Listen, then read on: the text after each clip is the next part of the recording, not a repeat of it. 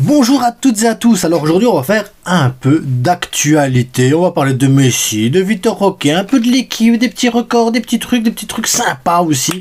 Parce qu'il y a des trucs sympas et on va parler aussi de Tebas en fin de vidéo. Donc si ça vous intéresse, allez jusqu'en fin de vidéo, j'ai envie de vous dire. En attendant, on s'abonne, on like et on partage.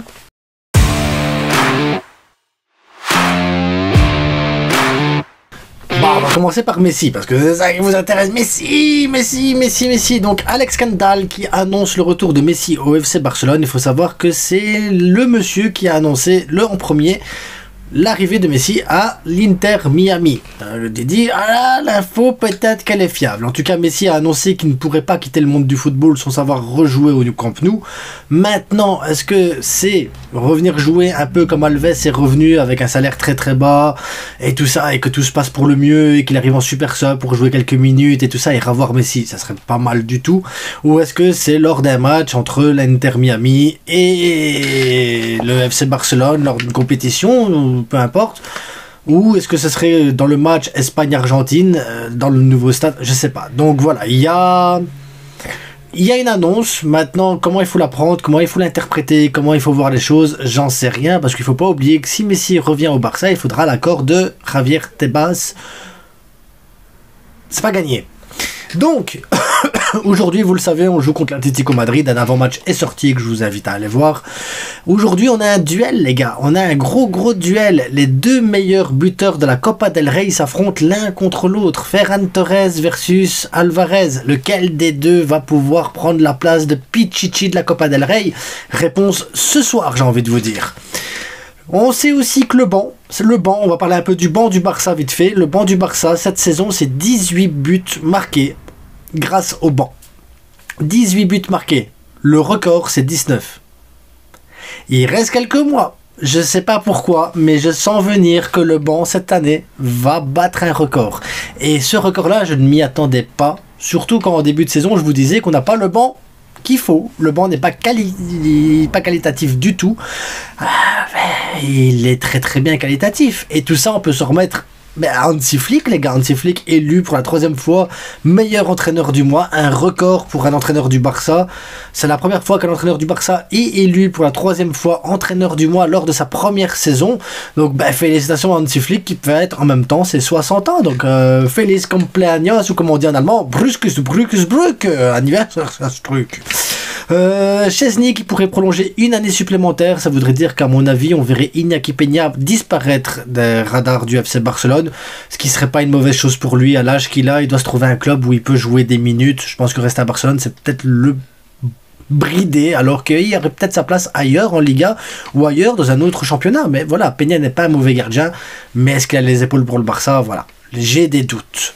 En attendant, donc on est sur Yamal qui sera disponible ce soir aussi, comme ça vous savez, Yamal est disponible pour ce soir, donc pas de stress avec Lamine Yamal. Koubarsi, Koundé sont les joueurs les plus utilisés par Hansi Flick avec 38 matchs, suivi de Pedri et Rafinha. Je m'arrête 2 secondes sur Pedri. Pedri, on passe quand même de pas là du tout à joueur le plus utilisé quasiment. La dinguerie sur l'évolution physique de Pedri, les gars, il faudra qu'on en parle un jour, parce que ça c'est une véritable dinguerie. On apprend aussi que le Barça ne va pas aller sur un numéro 9 cet été. En tout cas, la piste Isaac, à mon avis, elle s'est totalement refroidie vu que Newcastle en veut 180 millions. Liverpool est prêt à mettre les 180 millions. J'ai envie de te dire, si Liverpool est prêt à le faire, laissons-les faire. Moi, je mets pas 180 millions pour un numéro 9. Maintenant, on verra ce qui va en sortir de tout ça, parce que la saison n'est pas finie, la saison elle est longue, le mercato n'a même pas commencé, donc ne mettons pas la charrue avant les bœufs. Laissons faire les choses. De toute façon, les rumeurs, pour le moment, c'est trop tôt. En parlant de rumeurs fiables, rumeurs efficaces, je vais vous conter une histoire. L'histoire de petit Brésilien qui est arrivé à Barcelone en tant que Tigrinho, qui n'a pas trouvé sa place, qui est parti au Real Betis et qui devrait retourner au Brésil. Alors, un accord est arrivé avec le club du Brésil, avec le Betis, avec le Barça. Tout le monde il est content, tout le monde est beau, tout le monde il est gentil. Problème, la Liga et la Fédération espagnole, dirigée par des socios de Madrid, ont dit non, c'est illégal de couper un contrat comme ça pour après le vendre derrière, c'est monstrueux, c'est pas bien, c'est pas dans le règlement. Donc, Les Brésiliens, ils ont dit 2 secondes, on a de l'expérience là-dedans, avec Pedro Lima, on a réussi à le faire avec le club anglais, la Norwich, on a coupé le prix, on l'a vendu derrière, ça s'est bien passé, l'UEFA a donné son accord. Donc que fait le Barça? Demande à l'UEFA de valider le truc, voilà, tu vois, tu valides le truc comme tu l'as fait avec Norwich. Tu sais, les règles, c'est les mêmes pour tout le monde, t'inventes pas des règles comme ça juste pour le Barça, non, les règles, elles sont quand même réglementées de manière européenne au niveau du football. Heureusement, j'ai envie de vous dire, donc... L'UEFA est en train d'étudier le truc, et là où je tourne la vidéo maintenant, on a eu l'accord de l'UEFA, donc maintenant il ne reste plus que la signature du Betis, la signature du club brésilien, et la signature du Barça, et c'est bon, Victor Roque, il pourra partir, il sera transféré, je pense que c'est 25 millions, ils prennent 80% des droits du joueur, on garde 20%, bref, donc en cas de revente, on a encore un pourcentage dessus, donc on ne perd pas d'argent, c'est ça le plus important, on ne perd pas d'argent sur le joueur, et on pourrait même peut-être faire une plus-value dans le futur, donc voilà, la négociation n'est pas trop mal, j'ai envie de vous dire.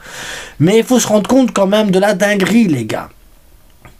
La fédération espagnole, Tebas, la Liga, c'est une catastrophe, les gars. Tebas, c'est quand même un fan du Real, il le dit, il le répète à chaque interview. D'ailleurs, il est socios du Real. Est-ce qu'à un moment donné, ça, c'est pas un vrai conflit d'intérêts? Parce que bon, eux, ils sont là avec des discours avec Montero, l'Atlético. Mais est-ce que ça, c'est pas un réel conflit d'intérêts quand tu vois que Tebas a empêché la signature de Messi de renouveler ce contrat, le contrat de Messi avec le Barça, parce que s'il fallait renouveler, il fallait un accord avec le CVC. Si c'était un accord avec un autre, ça aurait été totalement illégal. Bah ouais, Tebas ne touche pas d'argent si c'était pas le CVC, donc voilà. Donc des menaces, et il a exécuté ces menaces. Félix, il a annoncé que le salaire de Félix n'était pas réel, ce qui nous a empêché à nous de signer d'autres joueurs, parce qu'il a considéré que Félix était payé 10 millions, un truc ainsi, alors qu'en réalité il était payé 350 000 euros par le Barça, mais ils l'ont inscrit comme 10 millions, donc voilà, pourquoi, je ne sais pas. Les fausses preuves contre Negreira, il empêche Dani Olmo et Pau Victor d'être inscrits alors que légalement ils peuvent l'être, sinon le juge jamais n'aurait donné son accord. Mais voilà, en avril on sera en suspense de savoir s'il sera signé ou pas signé. Là on verra que Tebas se menace encore une nouvelle fois, il triche sur le règlement, il change les règles, il fait tout un cinéma et tout ça dès que le Barça peut s'en sortir. Bref, on est dans une Liga dominée 100% par des madrilistas, et ça fait du mal au Barça, et il faut toujours aller voir un juge, il faut aller voir l'UEFA, il faut aller voir la FIFA, il faut toujours aller voir ailleurs, parce que à partir du moment où tu travailles avec l'Espagne et les clubs espagnols, ben tu sais que tu vas être bloqué, parce que ben, tu es entouré de madrilènes qui prennent le pouvoir, et c'est dingue de se dire que c'est les madrilènes qui créent à la corruption. Moi je suis choqué, les gars, moi je suis choqué. Quand tu vois tout le cinéma qu'ils font, je suis choqué. En attendant, c'était les petites informations du jour, avant le match de ce soir. Donc on se retrouve tantôt pour un débrief à chaud. En attendant, je vous souhaite à tous une bonne journée, une bonne nuit, un bon match déjà aussi, et à bientôt. Donc ouais, bon match, bonne nuit. Ouais, c'est vrai qu'il est tard ici cette nuit, donc ouais, bonne nuit, bonne nuit. Ciao.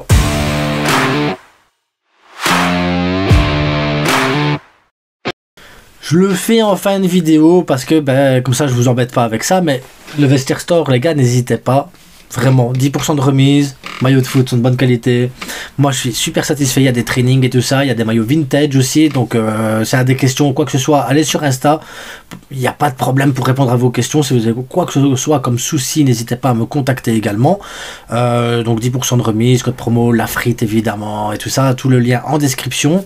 Et si vous voulez faire des lives, sachez que c'est possible de faire des lives sur la chaîne YouTube avec moi pour faire les avant-matchs, ou si vous avez des sujets précis. Par exemple, j'ai un abonné qui m'a contacté pour 2 sujets assez précis, donc on en discutera. Et voilà, le 7 et le 14, on fait une vidéo ensemble en live, parce que voilà, un sujet précis mais un peu long.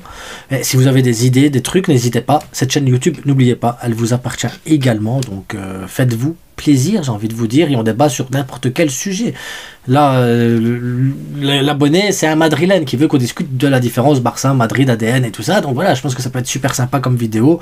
Donc n'hésitez pas, vraiment, si vous avez besoin, que vous avez envie, que vous avez des choses à dire, que vous n'êtes pas d'accord avec moi ou pas d'accord avec d'autres choses, d'autres sujets, que vous dites non, j'ai mon point de vue, j'aimerais bien mettre en avant mon point de vue, mon opinion.